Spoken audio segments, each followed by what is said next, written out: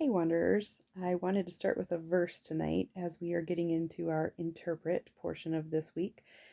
And here's our verse Proverbs 16:24. Gracious words are like a honeycomb, sweet to the soul and healing to the bones. How many of us need some gracious words in our lives and in our brains? Um, Words.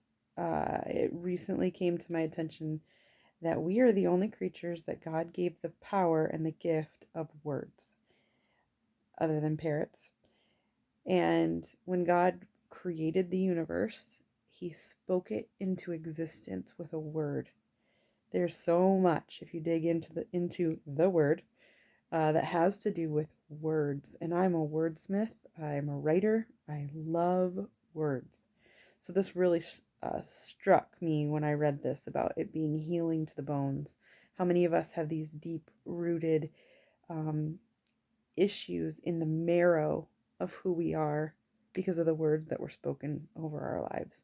How many of us have strong bones because of the gracious, sweet words that were spoken over our lives?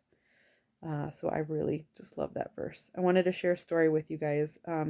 When my kids were little, I have two, we call them the Wonder Twins. They're not biological twins. One is adopted and one is virtual, and they're 5 months apart. A boy and a girl named Ellie and Isaac. When they were really little, I sort of just stumbled into this thing that I would do with them.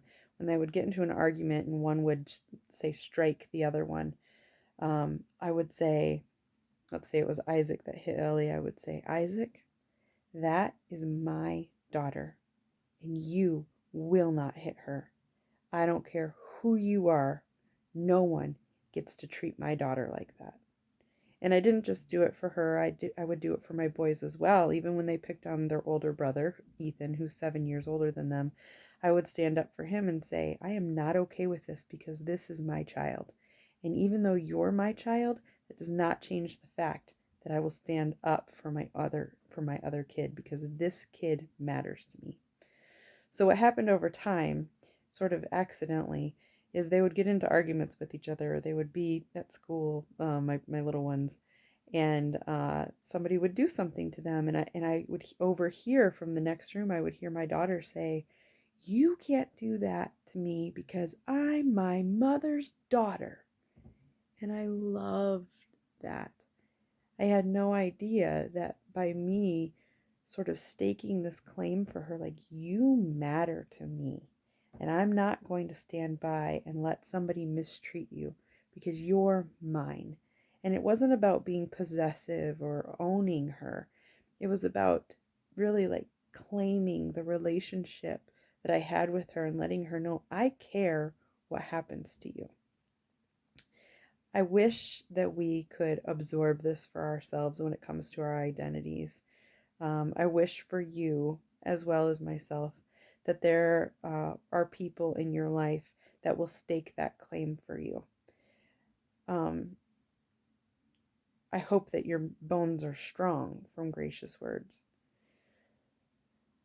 Um, when we are growing up, whether we had parents in our household, biological, foster, step, guardians, adopted parents, whatever, whoever those guiding people were in your life, whether they were absent or whether they were present, the way that you were treated consistently through repetition and practice, it sticks with you and it does this thing called internal parenting. So now, as an adult or going into adulthood, you have these things sort of ingrained into you, and maybe some of those things need to be unraveled or untangled, and maybe you've been able to do that so far in your life, or maybe some of the things that have been ingrained in you have been really good and beneficial for you. But we have this internal parenting voice, regardless of who those parent figures were in our lives, and those things stick with us because they're there for a long time. They're repeated to us, they're practiced to us over and over and over again. And one of my challenges for you is that if you find in your life through this week, as you're thinking about the voices that you're listening to and you're studying into who God says you are, is that if you want to know who God says you are, the best way to do that is through practice and repetition and being intentional about getting into the Word and reading over and over again and getting to know God better, because then you can understand better what He's saying to you and about you.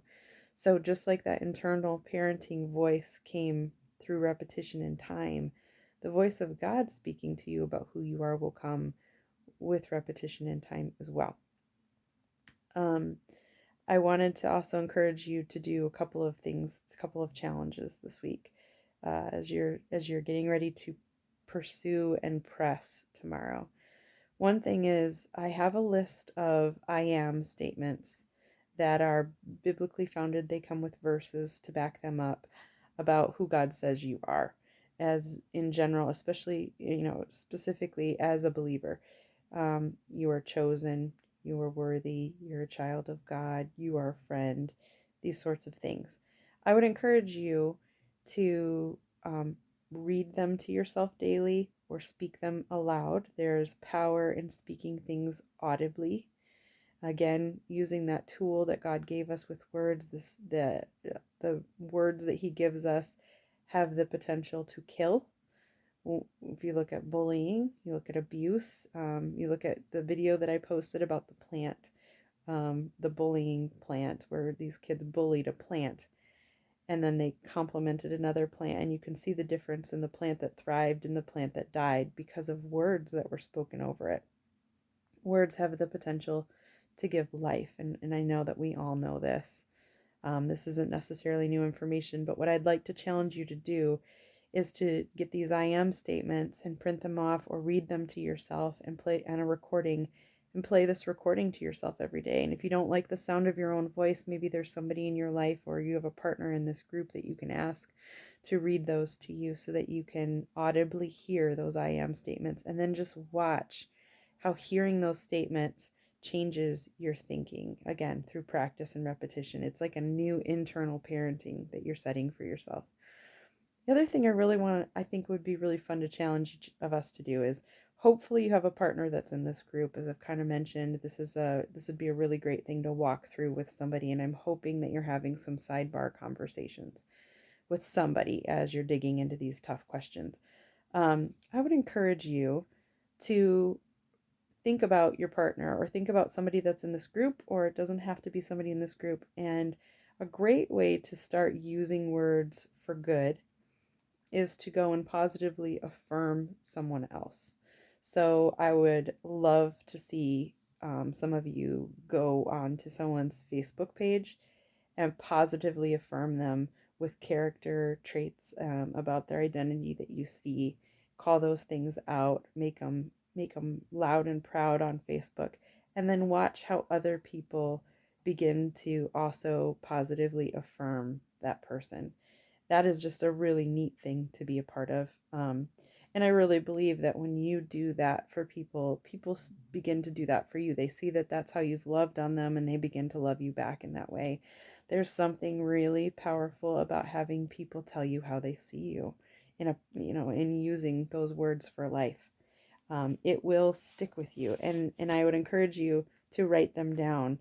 The next challenge or thought that I have in this is, if you're thinking about these voices that you have in your head that are telling you things, whether it's you or it's somebody else's voice or things that you're insecure about and you're struggling against, write them down on a piece of paper on one side, and then study the word, and on the other side write down the opposite of that and where you can see that difference. I want to encourage you and remind you about the fruits of the Spirit: love, joy, peace, patience, kindness, goodness, gentleness, and self-control, faithfulness, and self-control. I think that's right.